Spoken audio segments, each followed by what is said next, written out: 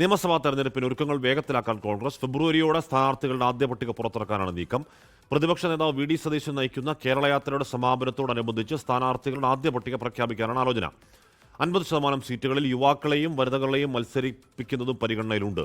Alexa Muhammad വിവരങ്ങൾ വെച്ചിരുന്നു. Alexa, ഫെബ്രുവരിയിൽ ആദ്യ പട്ടിക അല്ലെങ്കിൽ ആദ്യഘട്ട പട്ടിക എന്ന് പറയുമ്പോൾ ഇപ്പോൾ തന്നെ അതിൻ്റെ ആലോചനകൾ തുടങ്ങണം. അപ്പോൾ അതിൻ്റെ നടപടികൾ തുടങ്ങിയോ? അങ്ങനെയാണെങ്കിൽ വളരെ വേഗത്തിൽ മുന്നേ ഓടാനാണോ കോൺഗ്രസ് തീരുമാനം? ഹാഷ്മി, തീർച്ചയായും. അതായത് തദ്ദേശ തെരഞ്ഞെടുപ്പിൽ UDF-നുണ്ടായ നേട്ടം, വിജയം, അതിന്റെ ആ ഒരു സമയം കെട്ടടങ്ങുന്നതിന് മുമ്പ്, ആ വിജയഭേരി കെട്ടടങ്ങുന്നതിന് മുമ്പ് നിയമസഭാ തെരഞ്ഞെടുപ്പ് ഒരുക്കത്തിലേക്ക് കടക്കാനാണ് പാർട്ടി ആലോചിക്കുന്നത്.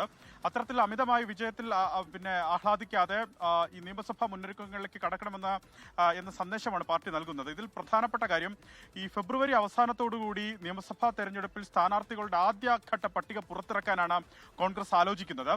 പ്രതിപക്ഷ നേതാവ് വി ഡി സതീശൻ നയിക്കുന്ന കേരള യാത്ര ഫെബ്രുവരി മാസം ആദ്യം ആരംഭിക്കും. ഈ ഫെബ്രുവരി മാസം ആദ്യം ആരംഭിച്ചത് പൊതുജനങ്ങളെ അടക്കം കണ്ട് പൊതുജനങ്ങളുടെ അഭിപ്രായം സ്വരൂപിച്ച് അതിനുശേഷം പ്രകടന പത്രിക തയ്യാറാക്കുന്ന നടപടികളിലേക്ക് കോൺഗ്രസ് കടക്കും. ഫെബ്രുവരി അവസാനഘട്ട, അതായത് ഈ യാത്ര അവസാനിക്കുന്ന ഫെബ്രുവരി അവസാന വാരത്തോടുകൂടി ഈ സ്ഥാനാർത്ഥികളുടെ ആദ്യഘട്ട പട്ടിക പ്രഖ്യാപിക്കാനാണ് കോൺഗ്രസ് ഒരുങ്ങുന്നത്. ആദ്യഘട്ട പട്ടിക അപ്പോൾ പ്രഖ്യാപിക്കുമ്പോൾ ഏതാണ്ട് ഒരു ജനുവരി പകുതിയോടുകൂടി അതിനെപ്പറ്റി ഒരു ധാരണ ഉണ്ടാകണം.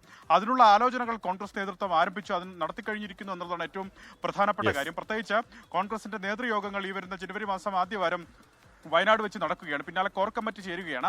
സ്ഥാനാർത്ഥി നിർണയവുമായി ബന്ധപ്പെട്ട ആദ്യഘട്ട ആലോചനകൾ അവിടെ നടക്കും. അതായത് ഒരു ജനുവരി പകുതിയോടുകൂടി തന്നെ ആദ്യഘട്ട സ്ഥാനാർത്ഥികൾ ആരൊക്കെയാണെന്നുള്ളത് സംബന്ധിച്ചൊരു ധാരണയാവും. 3 കാറ്റഗറികളായി തിരിച്ച് മണ്ഡലങ്ങളെ വേർതിരിച്ച് പ്രവർത്തനം നടത്താനാണ് കോൺഗ്രസിന്റെ ആലോചന. ഒരു തലമുറ മാറ്റം കൂടി വരുന്നു എന്നുള്ളതാണ് ഏറ്റവും ശ്രദ്ധേയമായ കാര്യം. അതായത് 50% സീറ്റുകളിലേക്കും വനിതകളെയും യുവാക്കളെയും പരിഗണിക്കുന്നത് കോൺഗ്രസ് കാര്യമായി ആലോചിക്കുകയും ചെയ്യുന്നുണ്ട്. ലോകത്തെവിടെയായാലും ഏത് സമയത്തും 24 വാർത്തകളും ഓഗ്മെന്റഡ് റിയാലിറ്റി പാക്കേജുകളും എക്സ്പ്ലെയിനറുകളും വിശദമായി കാണാൻ ഞങ്ങളുടെ യൂട്യൂബ് ചാനൽ നിങ്ങൾക്ക് സബ്സ്ക്രൈബ് ചെയ്യാം.